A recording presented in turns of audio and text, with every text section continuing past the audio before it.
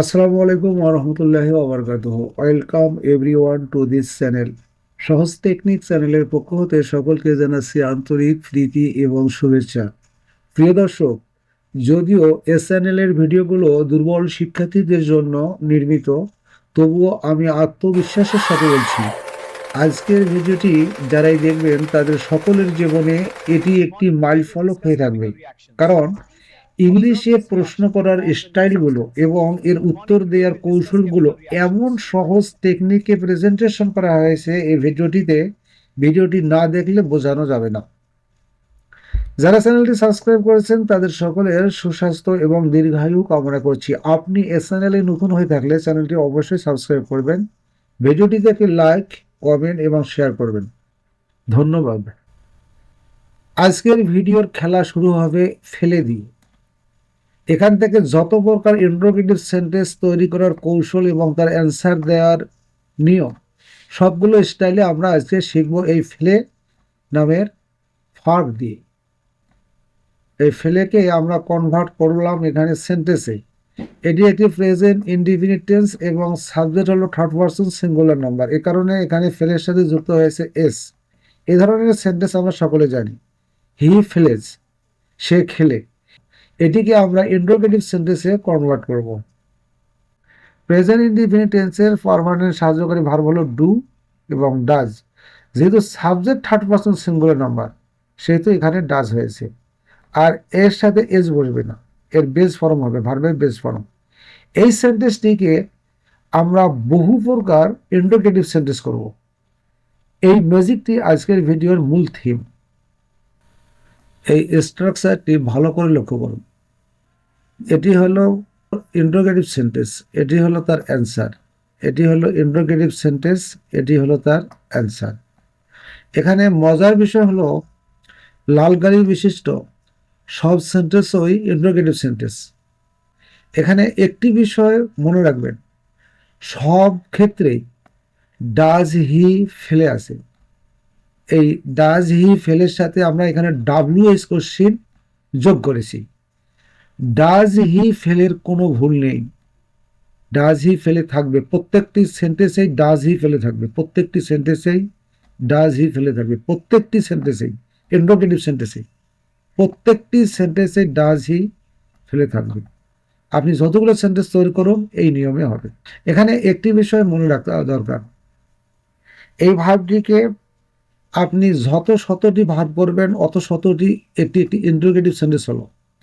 এখানে আমরা বসাতে পারি গো, লাইক, এখানে বসাতে পারি get, buy, call, love, eat, write, read, তারপর drink, break, apply, win, wash. যতটি ভার্ব এখানে বসাবো অতটি আপনি নতুন ইন্টারোগেটিভ সেন্টেন্স করলেন। ইন্টারোগেটিভ সেন্টেন্সের দুটি কিন্তু অংশ আছে, আমরা সকলে জানি। ইন্টারোগেটিভ সেন্টেন্সের দুটি অংশ আছে, একটি হানা দিয়ে উত্তর দেওয়া যায় আর একটি হানা দিয়ে উত্তর দেওয়া যায় না। এই অংশটি হানা দিয়ে উত্তর দেওয়া যাবে। Does he ফ্লে, does he go, does he call, এই ধরনের সেন্টেন্সকে হানা দিয়ে উত্তর দেওয়া যাবে। কিন্তু যখন ডাব্লিউএস কোশ্চেন বসবে তখন কিন্তু এই সেন্টেন্সটিকে হানা দিয়ে উত্তর দেওয়া যাবে না।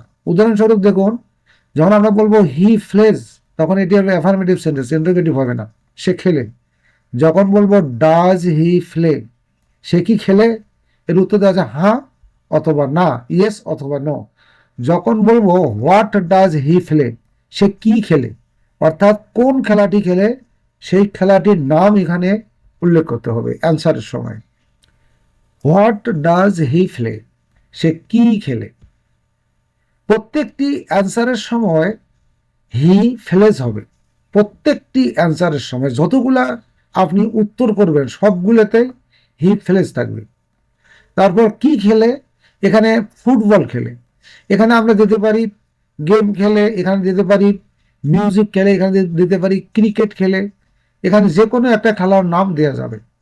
দেখুন বিষয়টা কিন্তু কত সহজ।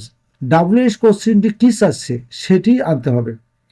আর এখানে হি ফেলেজ, হি ফেলেজের কোনো ভুল নেই। এখানে যদি গো থাকতো তাহলে হি গোস হতো, এখানে যদি রাইট থাকতো হি রাইটস হতো, এখানে যদি রিড থাকতো হি রিডস হতো, এখানে সাবজেক্ট যদি উই থাকতো এখানে সাবজেক্ট উই হতো, এখানে সাবজেক্ট যদি ইউ থাকতো এখানে ইউ হতো, এখানে যদি করিম থাকতো এখানে সাবজেক্ট করিম হতো। দেখুন কত সহজ। এই প্ল্যাটফর্মটির কোনো পরিবর্তন নেই। হোয়াট ডাজ হি প্লে, সে কি খেলে?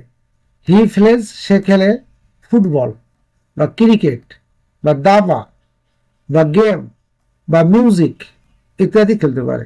পরের সেন্টেন্সটি দেখুন, হোয়েন ডাজ হি ফেলে, দেখুন এখানেও ডাজ হি ফেলে আছে, এখানেও ডাজ হি ফেলে আছে, আর এখানেও আছে হি ফেলেজ উত্তর, এখানেও কিন্তু আছে হি ফেলেজ। হি ফেলেজ সে খেলে কখন, হোয়েন মানে হলো কখন খেলে, সাধারণত খেলাগুলো বিকেলে হয়, in the evening, in the morning দিতে পারেন, যে সময় খেলা হয় এখানে ওই সময়টি উল্লেখ করলে হয়ে গেল। পরবর্তী স্টেপে যাচ্ছি।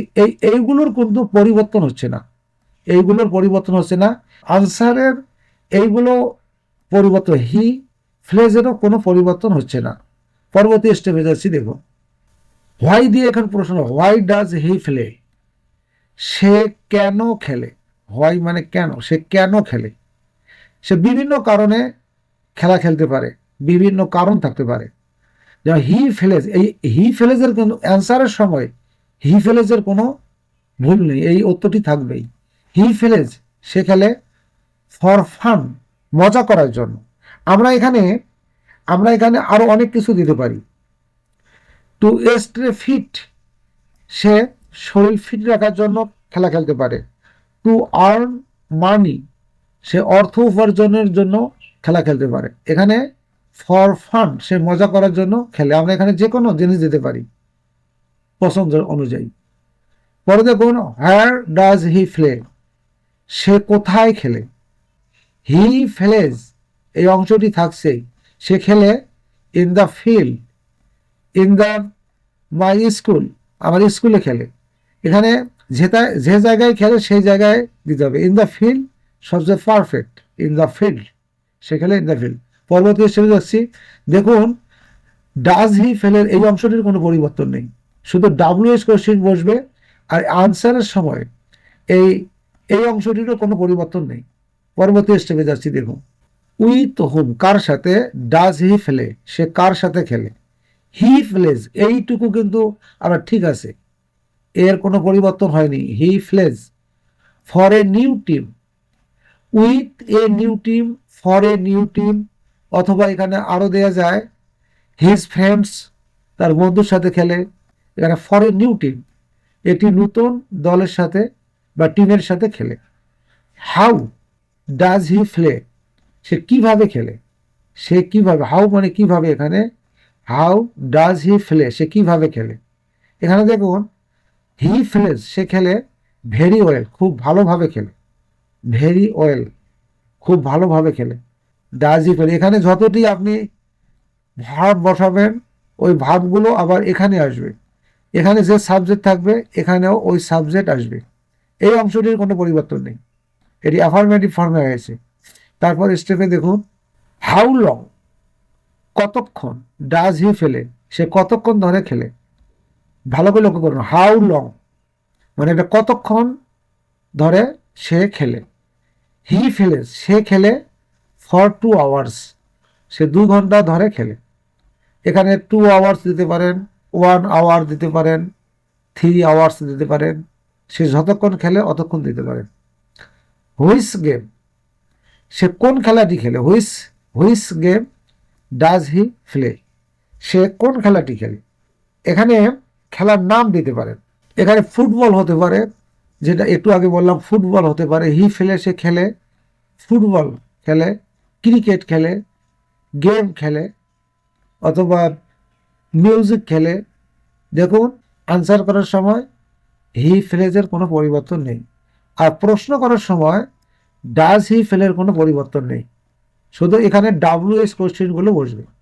পরবর্তী স্টেপে যাচ্ছি, দেখুন হাউ অফেন, কতদিন পর পর বা কতক্ষণ পর পর ডাজ হি ফেলে, সে খেলে, মানে কতক্ষণ পর পর বা কতদিন পর পর বা কত ঘন ঘন সে খেলে। হি প্লেজ, সে খেলে এভরিডে, এখানে এভরিডে দিতে পারি, টুয়াইস এ উইক, সপ্তাহে 2 দিন দিতে পারি, অথবা সামটাইমস, মাঝে মাঝে খেলে বা সময় সময় খেলে, এখানে যে কোনো একটি সময় উল্লেখ দেওয়া যায়। হু ডাজ হি ফেলে, এই জায়গায় একটি দিতে হবে উইথ, যেহেতু হু আছে এখানে। হুটা 2 ভাবে দেওয়া যায়, হু ডাজ হি ফেলে উইথ, অর্থাৎ সে বা ও কার সাথে বা কাদের সাথে খেলে। এখানে হি প্লেজ, সে খেলে উইথ হিজ ফ্রেন্ডস, তার বন্ধুদের সাথে, উইথ হিজ ফ্রেন্ড। আমরা হু দিয়ে প্রশ্নটা করতে পারি এভাবেও, যদি আমরা বলি হু প্লেজ, কে খেলে, তখন এর উত্তর হবে কিন্তু হি প্লেজ, সে খেলে। আর বাকিগুলো এখানে দেওয়ার দরকার নেই। প্রিয় দর্শক, আপনারা আপনাদের সুবিধার্থে ইন্টারোগেটিভ সেন্টেন্স আপনি হাজার হাজার তৈরি করতে পারবেন। যতটি ভার্ব আপনি বসাবেন অতটি সেন্টেন্স তৈরি করতে পারবেন। এখানে ডাব্লিউএস কোশ্চেন যেটা, সেটা কিন্তু আমরা আলাদা রেখেছি। আর বেসিক যে ইন্টারোগেটিভ সেন্টেন্সটি, এটা কিন্তু এই জায়গায় আছে। প্রত্যেকটি টেন্সেরই, প্রত্যেকটি সেন্টেন্সেরই এই ফর্মুলায় ইন্টারোগেটিভ সেন্টেন্স শুরু করতে হবে। তা এর উত্তরটি হবে হানা দিয়ে। যখন ডাব্লিউএস কোশ্চেন আমরা সেন্টেন্সের মধ্যে ইনক্লুড করব, তখন কিন্তু হানা দিয়ে উত্তর দেওয়া, তখন উত্তর দিতে হবে ডাব্লিউএস কোশ্চেন কি চাচ্ছে ওইটি আনতে হবে।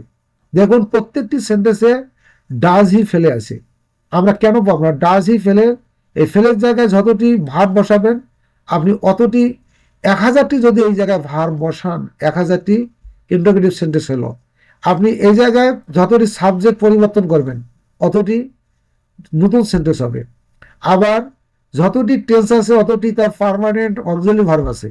যদি আপনি পাস্ট ইনডিফিনিট টেন্স যদি এটি ইন্টারোগেটিভ করে, এখানে ডিড হবে, তখন ডাজ হবে না, ডিড হবে।